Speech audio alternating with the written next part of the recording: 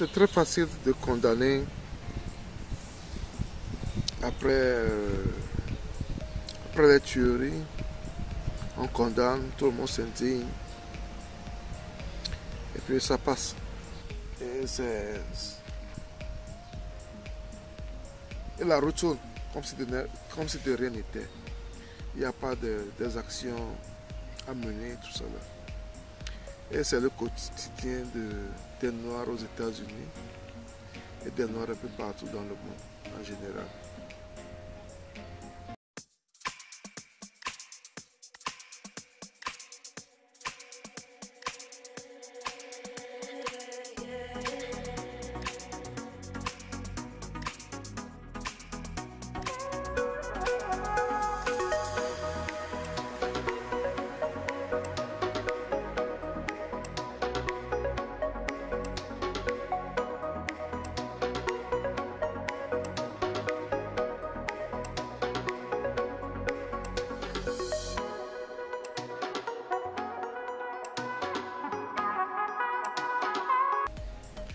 Un jeune homme de 18 ans encore a battu des gens. Il a battu des Noirs dans un supermarché à sang-froid. Rentré dans le supermarché et a battu des gens à sang-froid. Et vous avez même suivi son arrestation. Il est arrêté calmement, sans égratignure. Et il a été arrêté comme ça. C'est pas pour justifier ou bien pour dire que une race peut se permettre de faire certains trucs, mais c'est pour vous montrer la puissance ou bien l'étendue de l'injustice dans le monde. Je vous parie que si c'était un noir ou bien un hispaniste peut-être, surtout un noir, on n'allait pas l'arrêter comme ça. Il serait abattu, on allait l'abattre. Même s'il n'était pas abattu, il n'allait pas être arrêté si gentiment. Il n'allait pas être arrêté si gentiment. Un jeune homme de 18 ans qui s'est pris sur lui de faire ce qu'il a fait montre vraiment le mal que nous avons dans notre société, surtout ici aux États-Unis. Ça montre l'ampleur de ce mal qui gangrène cette société américaine.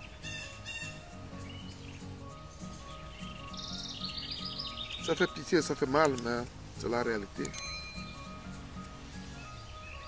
Les Noirs ici aux États-Unis ont plus la chance, je vais le dire ainsi, je ne vais pas dire leur malheur, ont plus la chance d'être abattus pour un rien du tout.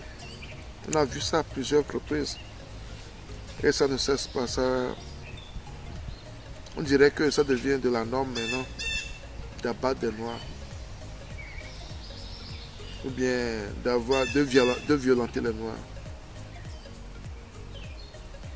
Et on ne dirait, on ne fait rien. Même ce jeune homme. Et puis bizarrement, aussi aux États-Unis, c'est plus facile d'acheter des armes à feu. En bas âge, même, plutôt que d'acheter la bière ou bien d'acheter la cigarette. Tout est limité. Mais avec les armes à feu, il y a plus de liberté dans cela. Ça, c'est la liberté. Le second amendement, le deuxième amendement. Et avec ça, il y a des tueries et autres. Mais la société est OK avec ça.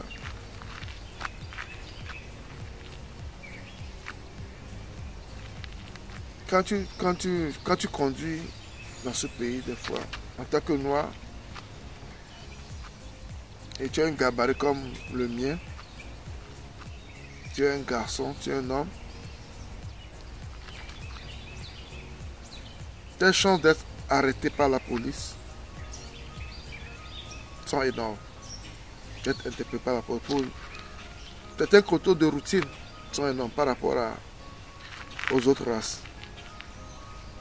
Et dans ces contrôles de routine, tout peut arriver. Ça dépend également aussi des fois de la personne qui t'a interpellé, de ton attitude vis-à-vis de ces forces de l'ordre. Et c'est une réalité des États-Unis. une réalité. Quand tu penses à toutes ces choses, tu te dis, ok, je viens ici, je me forme, j'ai de l'expérience, j'ai des acquis. Je vais retourner chez mon pays, chez moi au pays, pour pouvoir les mettre en valeur. La plupart des gens qui viennent, je pense qu'ils viennent pour se former et autres. Là, des fois, les gens n'arrivent plus à retourner chez eux à cause de ce qui se passe là-bas également.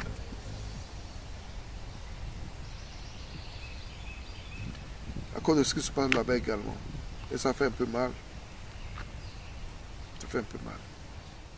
Parce que quand on est traité de la sorte chez les autres, on veut être bien traité chez nous.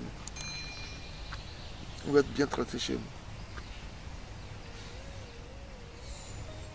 Et ce qui est mal dans tout ça, c'est que nous tous on connaît la cause. Ce sont les armes à feu.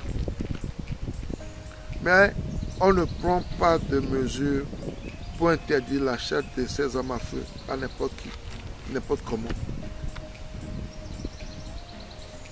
Et ces hommes, ces racistes, sont un peu partout. Ils sont libres de faire ce qu'ils veulent. Et c'est ce qu'ils font également.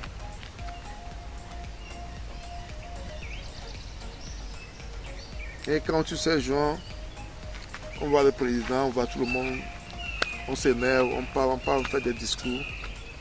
Et après ça s'arrête là. Même des fois, il y a des gens qui font ça à cause de la couleur de leur peau. On va te dire qu'ils sont malades mentalement, qu'ils ne sont pas responsables de leur acte. Souvent, c'est ce qui se passe des fois. Ils ne sont pas responsables de leur acte. Parce qu'ils n'étaient pas stables quand ils ont commis ces actes. Pour éviter la peine capitale et autres. Mais les gens de couleur n'ont pas cette chance. Ce n'est pas pour justifier leur crime, mais c'est pour voir les deux poids de mesures qui se passent un peu partout dans le monde et plus précisément ici aux États-Unis.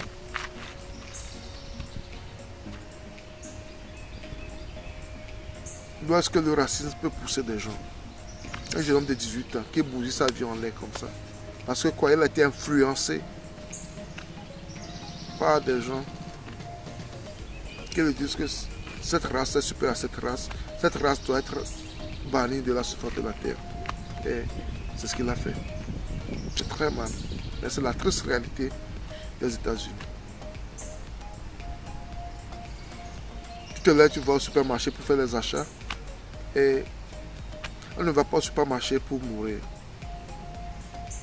On ne va pas au supermarché pour mourir. Donc, c'est la triste réalité des Noirs aux États-Unis. Ça fait mal, mais c'est la réalité. Et on attend voir si, cette fois-ci, même si on n'y croit pas trop, est-ce qu'il y aura des mesures concrètes pour pouvoir diminuer ces fléaux ou éliminer ces phénomènes. On attend voir ce qui va se passer. Courage aux blessés et